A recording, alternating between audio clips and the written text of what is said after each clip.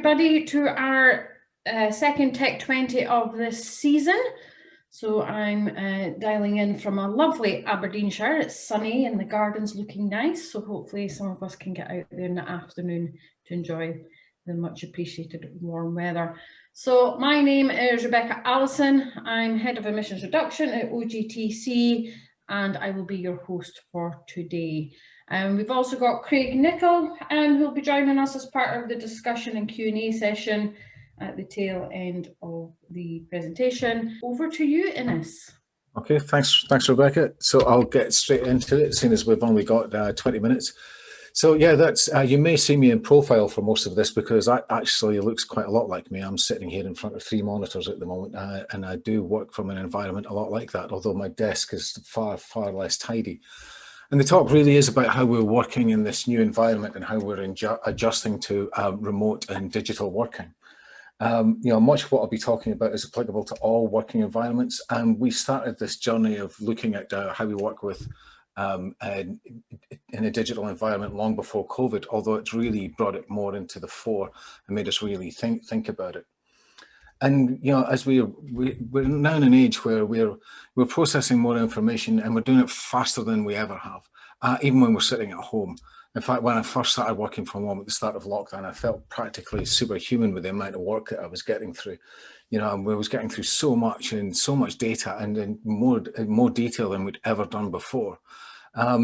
I soon found out that I wasn't superhuman at all, and I actually was working so hard that I managed to make myself quite ill. But once I realized the error of my ways, it actually made me contemplate a little bit more about the quality of what we're doing as well, and the problems with processing all this data, and brought me back to some of the other studies that we'd been involved in prior to this, when we were looking at our decision quality and the biases that can be introduced and all the issues around how we as humans process information that's delivered to us by machines.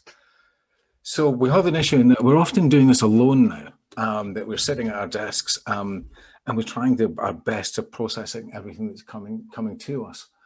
And we're using proxy information to determine what's going on. And this is just natural. This is where you're using, we might be seeing, sensor readouts from a plant that's hundreds, if not thousands of miles away from where we're sitting. Or we might be seeing information that's derived from all sorts of different sources that's displayed in a different way in a proxy that allows us to process it and understand what's going on in the world around us. But we all know that to err is human, and we're quite forgiving of that. We know that we're going to make errors, but we really want to try and reduce those errors to as few as possible. But we need to still think about how prone we are to error. And unfortunately, we're probably a little bit more prone to processing errors as people than we would like to think. And this is a problem because we're actually controlling risk. A lot of what we're doing here is about, thinking about how we direct action on the plants that we're working on, or the industrial processes that we're in control of. And so therefore our understanding of our decision making and our understanding of probability is hugely important to maintaining a safe working environment. But unfortunately, not only is to err human, there's a whole heap of other human traits that are also a bit of a problem. We're a bit lazy and we don't like effort. Now, this isn't me being some grumpy old sod that just think everybody doesn't work as hard as I do, or it's just a human trait. We actually need to try and conserve energy. So we will try and find the easy way to do things. And we will shy away from effort, when it becomes difficult to process information. So we often attach ourselves to the obvious answers in an effort to minimize the effort that we're expending. And we're all a bit vain. A horrible thing to say about ourselves, but it's true. We've got this real tendency for overconfidence and to think that our answers are better than everybody else's. And if you doubt that, I just say that, think about the time you've been in a car, where somebody's pulled out in front of you and you think they're the biggest idiot in the world and you would never do that. And then think about that logically and wonder whether that's really true. And often we're far more emotional than we realize, especially as, engineers, technical people. We like to think of ourselves as being really rational. But actually, we're still human and we're far more emotional than we probably think we are. And I'm going to come back to that in some of the coming slides. And of course, we're prone to all sorts of biases. You've probably not heard the term cognitive biases, and there's so many that we're prone to. So one of them could be, that's really prevalent and splendidly weird, so I'm going to focus in on that in a little while, is anchoring, where we put too much weight on the first piece of information that we receive, or recency bias, where we pay more attention to data that we've just recently received, the things that are easily available.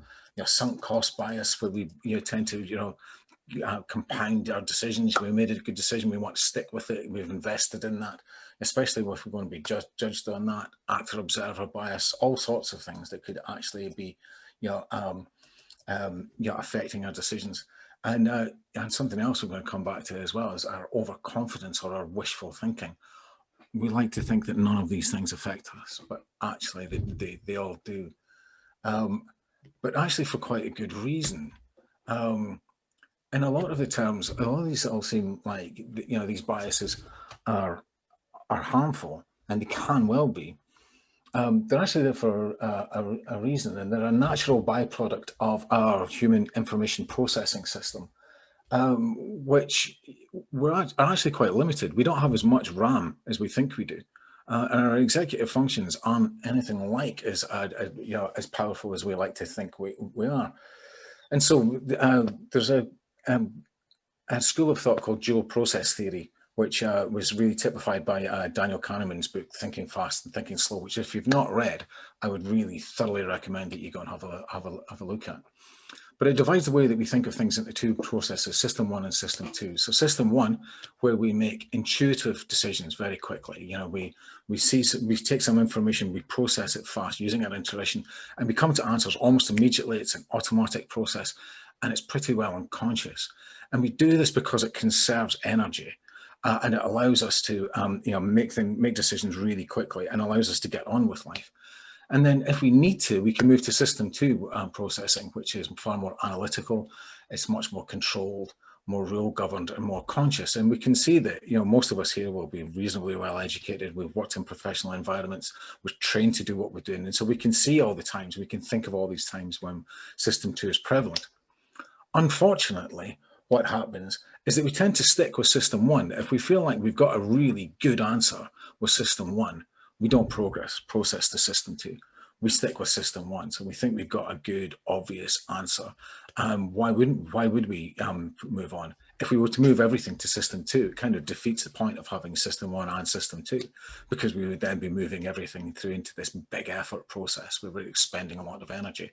And it's during this point we do expend a lot of energy. Our pupils dilate, we perspire more, our heart rate goes up, and we really see a lot of expend a lot of energy.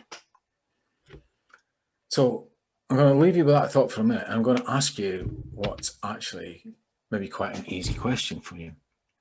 It might seem a little bit random given what we were just discussing. But here we go, quick one. A bat and a ball together costs £1.10. The bat is £1 more expensive than the ball. How much does the ball cost? I'm just going to leave you to pause on that for a moment. I thought about having a poll here as well, but just actually getting everybody to have their answers. But actually, we'll just dissect this a little bit. There's a very good chance that the majority of you said the ball cost 10 pence. You'd also be very wrong if you came up with that answer. Equally, it was probably, even if you decided that wasn't the right answer, it was probably the right answer that you came up with. Most of you will have come up with that as, the first answer that you came up with.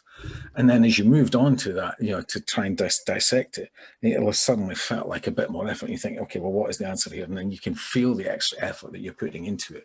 You can suddenly feel that actually, maybe this isn't great. And why on earth is he asking me a maths question on a Friday morning? What a sod. So again, you're starting to, maybe attach some, relevance to my personality rather than the situation, because I've subjected to a maths problem at 5 o'clock, on a Friday morning. And easily, I framed it as an easy question for you as well. So there's another emotional responses coming in there as well, because you think, oh God, I should be able to answer this. He said it's an easy question. Why am I not getting this right? So there's all sorts of things coming in here that's actually affecting the way that we're processing this information. But you're thinking, okay, well, you pointed that out. It was a bit of a trick question, but we're engineers, we're rational, you know, we get through information much more quickly, and yeah, okay, you maybe caught us out a little bit on a Friday morning. But interestingly, there was you know, looking at specifically oil and gas, there was a 10-year study that found out that, you know, cognitive bias was just as persistent within oil and gas professionals as it was anyplace else in the population. And in fact, there were certain biases that we were more prone to. The top one being overconfidence. Imagine that. And think about the people that you know and the way that we are within the industry, us being overconfident in our answers. Not only were we overconfident, we were over precise. We had real confidence in giving precise answers that were actually complete nonsense. We're also really prone to anchoring and adjustment, which again, I'm going to come back to because it's really quite interesting. And unpacking effect, where we would see the individual elements that of a decision or a risk as being greater than the sum of them, even though they're exactly the same thing. We would have, we're prone to sample size invariance, where the evidence from small samples were often weighted the same as from larger or more representative ones. And we had a tendency for base rate neglect, where we would focus on specific information rather than actually looking at you know, how often something would occur in a larger rate. And we were equally prone to conjunctive and disjunctive bias, where we would think that there was a greater chance of two events happening at once, and also underestimate the potential for them happening separately. And we were also very, you know, guilty of presumed associations, where we would perceive connections between things that simply weren't there, which is often the root of conspiracy theories. And even though we're all, you know, this was a rational group of people, we were just as prone to these things as everyone else. So yeah, we may be engineers, but we're just as bad as everyone else. So as I said, we're going to talk about anchoring effect a little bit more. I kind of like this one. It's a little bit strange, and there is it's not totally random. There's a picture of Gandhi here, but it's a good illustration. So in this particular study, this was one that was relatively recently carried out by a German university, although the anchoring effects, you know, the thinking around anchoring effects been around for 30 years or so, or the studies around anchoring effect have been at least that. This one was carried out in 2019. So it was a mixed group at a German university, and they were asked two questions. Half were asked if Gandhi was older or younger than 9 years old when he died. Clearly, completely implausible. You know, everybody knows that, you know, that Gandhi was far older than 9 years old when he died.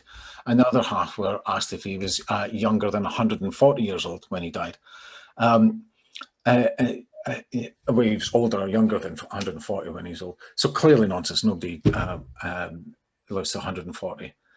And they were asked these two seemingly kind of random and slightly weird questions, but they were both given prominence. And then they were asked, well, how old do you actually think he was when he died? And the results were actually really quite interesting. So those who were asked on if he was 140 years old when he died, guessed that he was 67 years old when he died.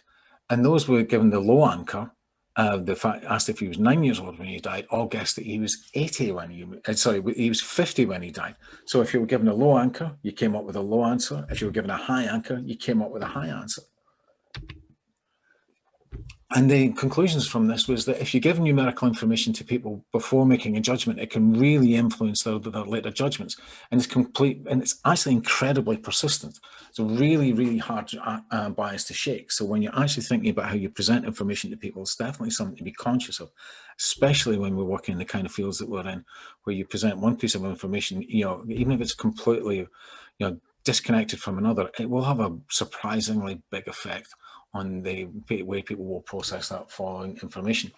There's lots of reasons for this. So we talk about adjustment, that actually you can think of this in relation to system 1 and system 2 thinking, where you think, well, actually, we're going to take that first one and we're just going to adjust it up until it suddenly seems rational. So that if you're starting with 9, well, 10's still clearly too young, 20, and that's not great. Well, we get to, you know, 40, wasn't 40, we know he was older than that. It might have been 50, so 50 seems rational, we'll go for that. You also might know that he was assassinated and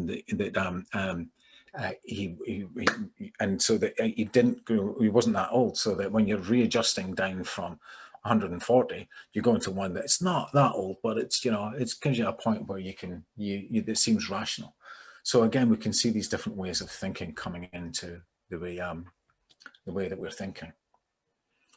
But again, we're emotional, and again, it's another way that we're thinking about these things, is to, you can't, you know, we often look for a positive outcome in the information that we have. So I'm going to talk about another problem that was posed by Daniel Kahneman. It was originally called the Asian disease problem, but given the problems of at the moment, and we're going to just talk about it as the disease problem, but it is kind of topical, obviously. So imagine that I'm going to ask you to imagine that you face a difficult decision, that your country is preparing for an outbreak of an unusual disease. Imagine it's expected to kill 600 people. Okay, about 5 minutes left. Okay, 2 programs are proposed to combat the disease. Scientific estimates of the programs come out that 200 people will be saved, or there's a 33% probability that 600 people will be saved. Or we can present it as 400 people will die, and there's a 33% probability that nobody will die, and 60% probability 600 people will die. Essentially, we're saying the same thing. However, when it's proposed, people will latch onto the more positive message. So when it looks like you're going to be saved, you'll go for the positive outcome, and people will tend to choose, given A and B, will choose A, and when given C and D, will choose D. When there's a negative one, they're more likely to gamble, because they're more hopeful that there's going to be a positive outcome from that. So we've decided that actually there's too many. This is a bit of a minefield, you know. We're good with, you know, thinking about text descriptions and the way we present information. So we're going to try and use visualizations to try and get around that. But equally, that can be full of pitfalls as well. So I'm going to talk about some of the things that Callum Ramsey, who worked for us, you know, put up on LinkedIn a little while back, and his great discussion on visualization. And Callum talked about the 7 characteristics of good data. You know, that it needs to be accurate, complete, reliable, relevant, timely, granular, and legitimate. And clearly, you know, there's, you know, this is true, but it's also true of the communication of data as well. That all these same aspects need to be true of how we communicate. And specifically, I'm going to focus in on relevant, because again, thinking about back to what we were saying before, if it's not relevant, it's you know, you've got the chance to create confusion and obviously influence the way that people are thinking as well. But when we're communicating, as Callum put it, there has to be no loss of data, no introduction of spurious data, and most importantly, most difficultly, we shouldn't introduce bias. Now, it's harder not to introduce bias with visualization than you might think. So I'm going to ask you a very quick question. Do you see this line as ascending or descending? And if you're reading this from left to right, the chances are you see it as descending. But what if culturally you don't? You're reading it from right to left, you might see it as ascending. So certain things aren't universal, even when we're using images, and we've really got to be very conscious of that. But some things are true. You know, so that if we see something as being bigger, it should be, you know, bigger is bigger. So within these graphs that Shahram within the company put together, as he was showing different systems in the graph, if it was a bigger system, it was bigger in the graph. And again, we use colors to represent a threat. So if it was red, we had very little information on it. If it was green, we had lots of information on it, which is, yeah, okay, it's great most of the time, but it's not always going to be appropriate for everybody. And what if we were colorblind and we saw that slightly differently? Would it have the same impact for people? If you really, really want to make sure that we get your information across, then we really need to be considering all of these things. So there's so many pitfalls in the way that we can display this information. There's other considerations as well. So if you don't change shape, you know, so if you're, you know, we might change size, but don't use triangles for one data set and circles for another and expect people to be able to compare them, because as Callum's quite rightly pointed out, they can't. But it also means that we should be thinking about this in terms of, you know, that we might display things on a bar chart or the scales that we use. You know, if we're displaying something on a scale of, you know, 0 to 100, but the value is never going to be over 20, should we expect people to read that as being low? Or should we, you know, expect them to read it as being high? The scale, the way that we present it, can have such an influence on the way that we're processing that information and decisions that we take.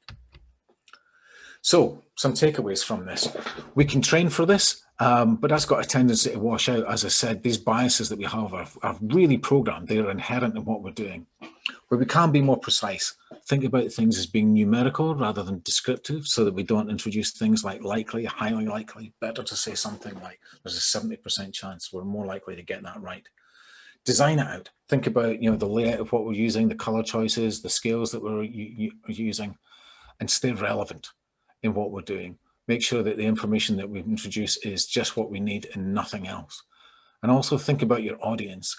Actually, if we have greater subject expertise and familiarity with the topic, we're far, far more likely to understand it. And lastly, I'd really like to thank Drs. Melody Terrace and Joanne Ingram of UWS, which I carried out these initial studies with.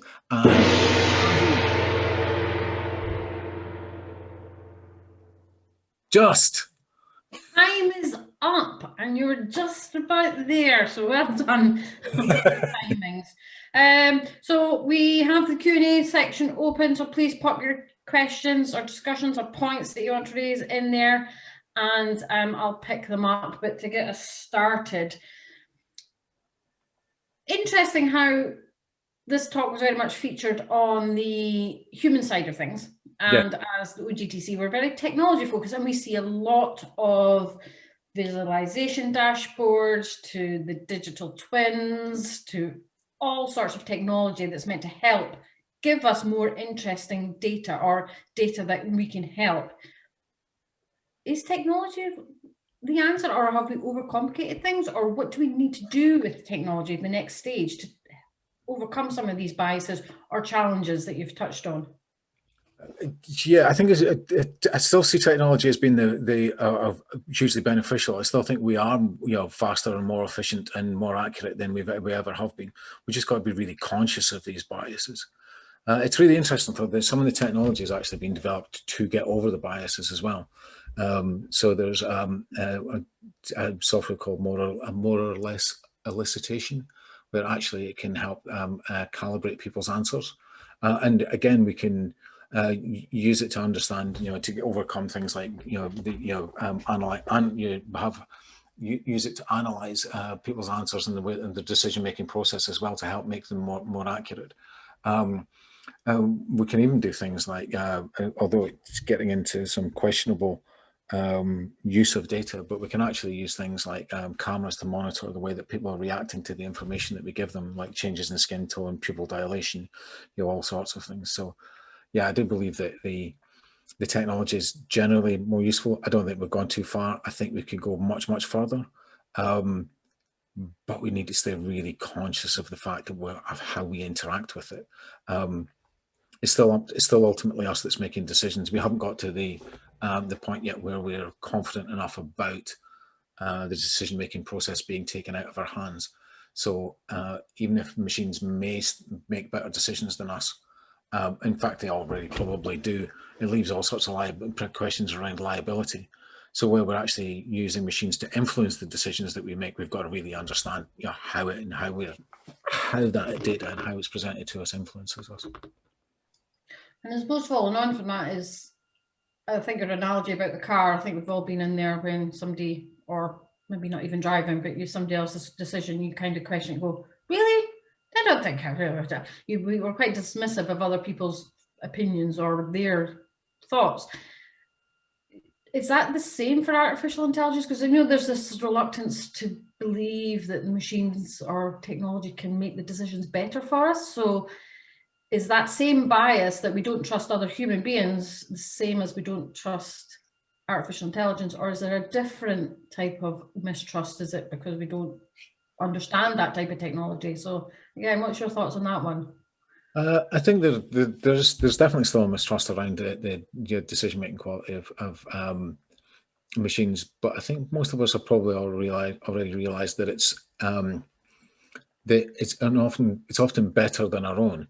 I mean, so for instance, it's kind of very odd situation. So self-driving cars are already better than people at safely driving cars. But when a person hits someone else with a car, who's at fault. It's that person that's at fault.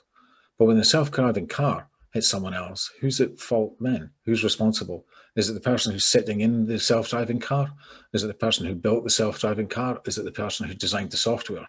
For collision avoidance. Actually, it becomes a lot about liability. There's also a degree of comfort as well. We've got to get used to things as well. We probably all sat on planes that have been on autopilot, whereas there's a machine actually in control of our lives. That if that was to go horribly wrong, we would all be in serious threat. But we live with that. We accept that. If we were to walk up into the cockpit of a 747 and see the pilot drinking a coffee rather than flying the plane, we probably wouldn't be upset by that.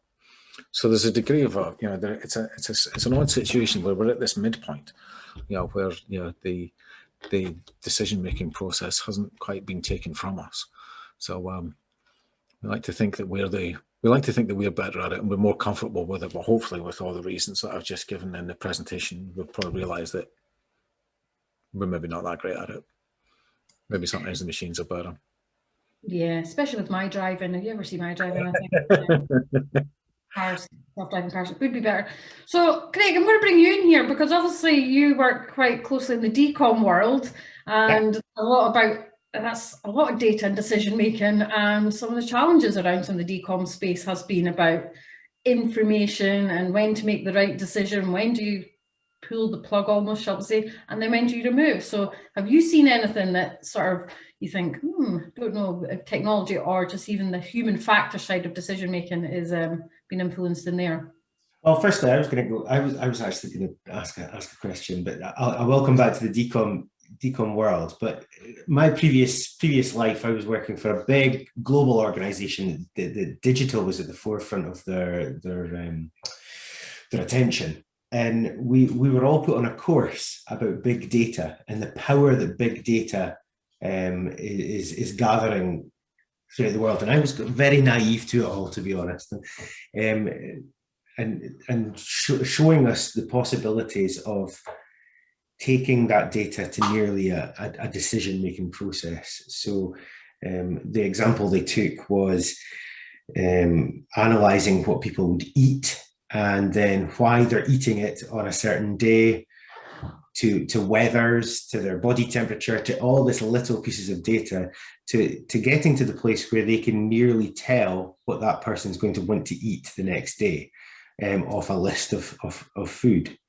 Have you seen that becoming a possibility where we can actually predict a decision-making process that the human that is going to make the decision doesn't even know what they would choose, what the answer would be?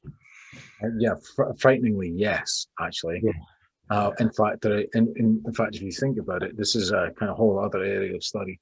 And the behavior prediction has actually become just one of the biggest industries around at the moment.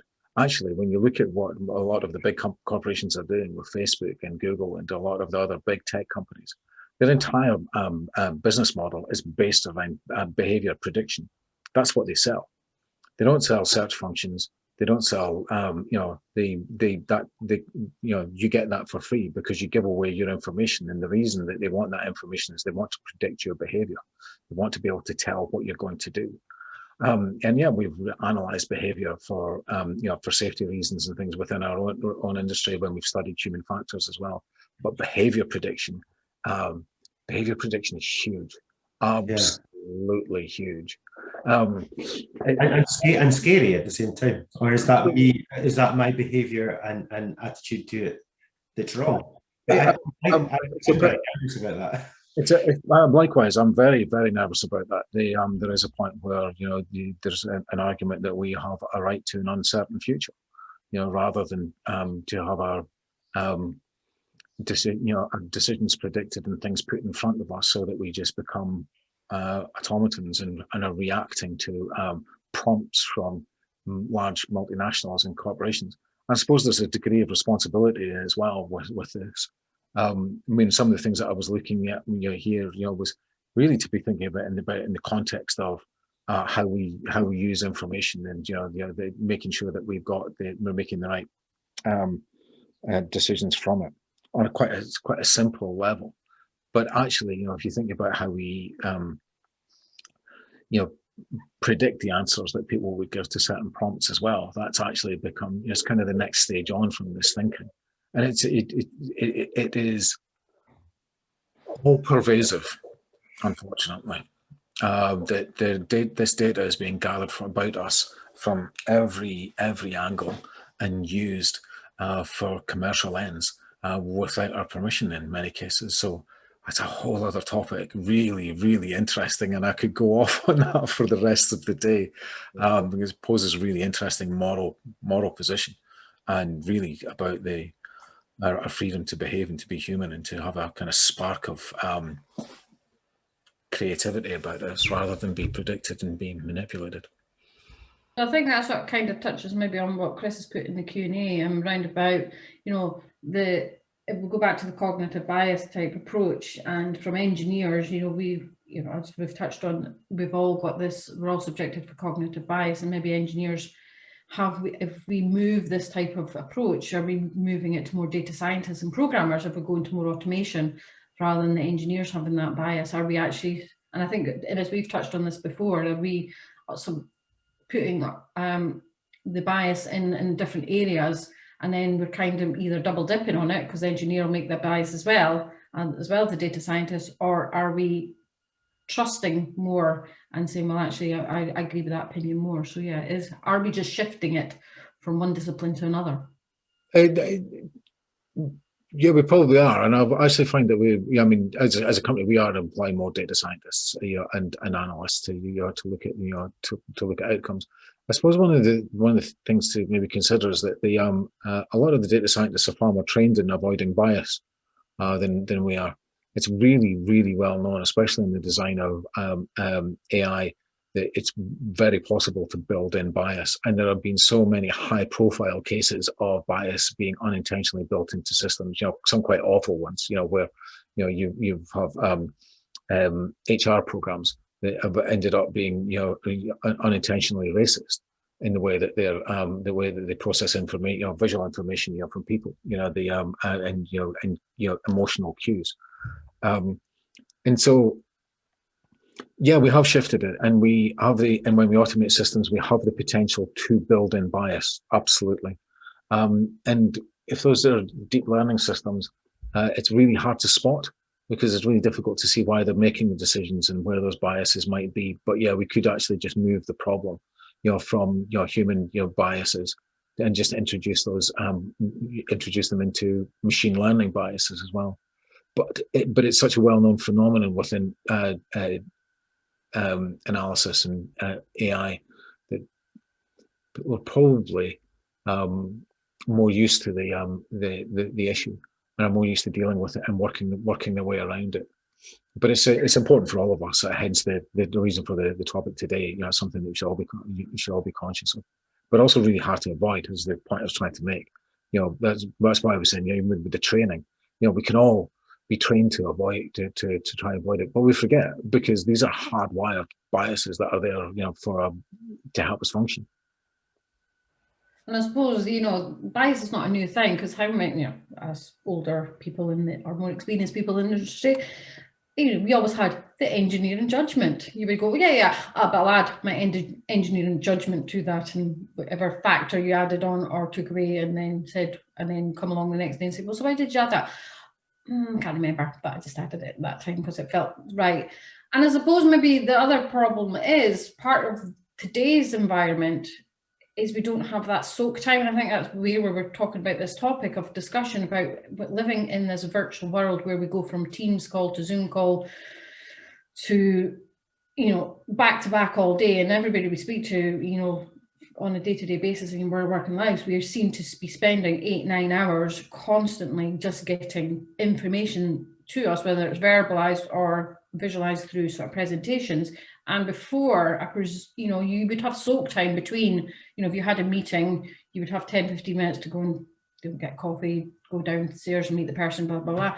But we don't have that anymore. So we're never having that processing time. Maybe that's also not helping some of the decision making, because when do you actually just take a step back and go, oh, let me think about that? And maybe that's around that question, around the ball and the bat. Once you make that rash decision, but in a face-to-face world, you would have maybe a bit more time to think about it.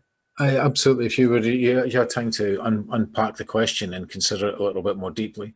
But I think the speed at which we're doing things does mean that we're more likely to stay on our system 1 processing. That actually there's less opportunity for it to move to system 2. And as you said, there are so many times, that you're asked to use your engineering judgment. God, there's a loaded term if ever there was one, especially in this context. But if you think about it in terms of in system 1, I mean, I'm sure, actually, I'm quite sure that most of the people that are in part of this today, did exactly what I did. When I first came across that question, I said, yeah, it costs £10. It's £5, by the way, if anybody else is still wondering. Maybe for I was quite happy that I went £10. Mine was £10, and then I think Jess put it in the chat. And oh yes. So again, being able to think about it, and then somebody else giving their opinion or their answer, and then you would actually, yeah, that is right. I got it wrong. So, Jess obviously raised an interesting one. 5 minutes to go. So, anybody got any questions? Obviously, pop them in the chat, or if you want to come along after this 4 minutes is up, we will have the networking session where the link will be put into the chat so you can join us and have a bit more talk through.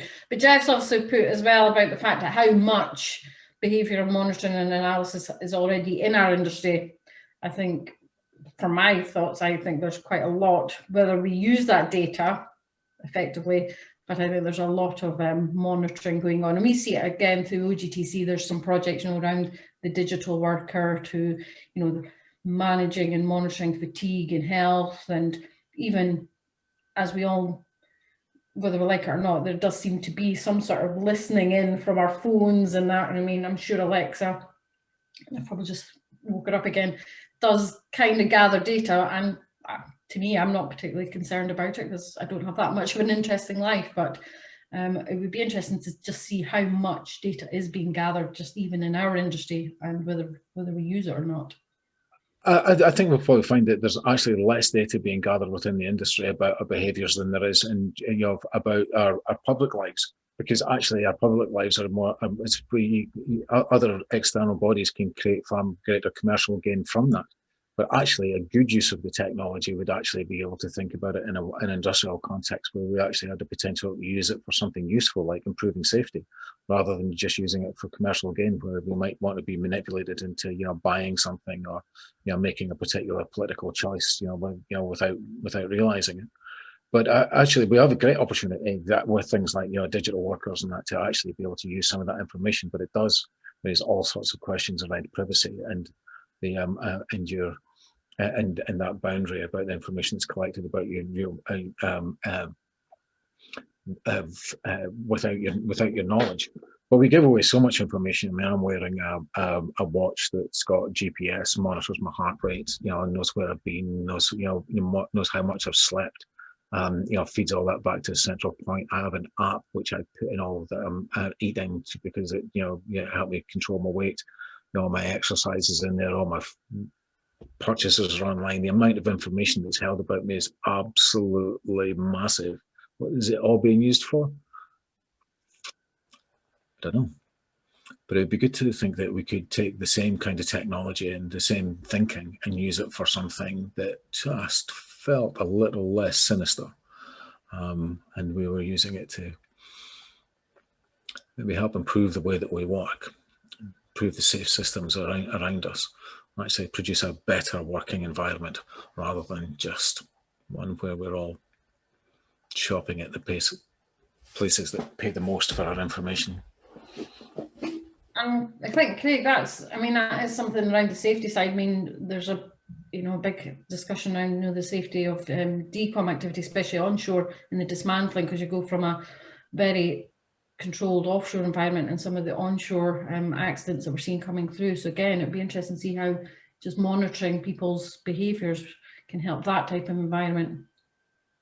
Absolutely, yes. And there needs to be a step change in how that's monitored as well. There's a lot of data with hazardous materials as well coming through and changing hands, changing responsibility throughout. I call it the journey of the platform. So whether it's being cleaned offshore, prepared, lifted, transported by sea, and then transported onto dry land, and then separated up.